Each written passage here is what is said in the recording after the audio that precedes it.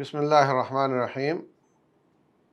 کچھ لوگ کہتے ہیں کہ پیسے تو ہیں مگر بچوں کی شادیاں کرنی ہیں تو وہ حج نہیں کرتے، اور یہ کہ اس کا کیا نصاب ہے جس سے یہ فرض ہو جاتا ہے۔ پہلی بات تو یہ کہ من استطاع الیہ سبیلا، جو وہاں جانے کی، وہاں رہنے کی جو ضروریات ہیں اس کی طاقت رکھتا ہو، اس پر حج فرض ہو جاتا ہے۔ تو وہ منیمم بھی ہوتے ہیں، عام سادہ خیمے میں رہنا، دور والے ہوٹل میں رہنا، اور قریب والا مہنگا ہوتا ہے۔ تو کم از کم والے کی طاقت اگر آ جائے تو آپ پر حج فرض ہو جاتا ہے۔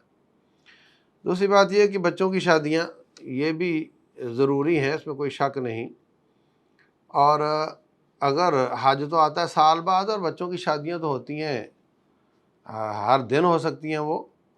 تو جب بچوں کی شادیوں کا وقت آ جائے تو آپ شادیاں کر دو، جب پیسہ ہی نہیں رہے گا تو حج کی فرضیت بھی نہیں ہوگی۔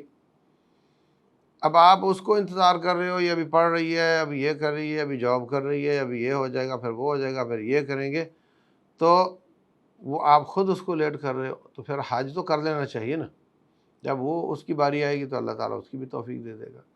دوسری بات یہ کہ شادیاں اس زمانے میں صحابہ کرام میں شادی کوئی مسئلہ نہیں ہوتی تھی۔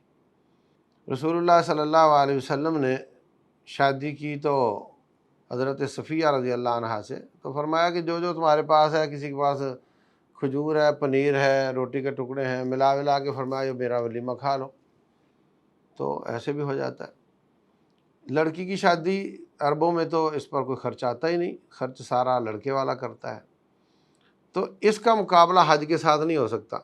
اللہ تعالیٰ کے شعائر کو اور اسلام کے رکن کو اپنے مقام پر رہنا چاہیے۔ بعض لوگ کہتے ہیں جی میں نے غریب کی بچی کی شادی کروا دی، یہ بڑی نیکی ہے اور حج کرنے کی کیا ضرورت ہے۔ ایسا نہیں ہے، حج آپ کر لیں، اس کے بعد طاقت ہو تو غریب کی بچی کا تعاون بھی کر دیں۔ تو بچے بچیوں کی شادی، اگر تو بچے بچی جوان ہیں، رشتہ مل گیا تو کر گزرو، حج کا مقابلہ اس سے نہ کرواؤ۔ جب آپ بچے کی شادی کر لو گے، طاقت ہی نہیں رہی، تو حج فرض ہی نہیں ہوگا، کہ حج آنے سے پہلے پیسہ خرچ ہو گیا۔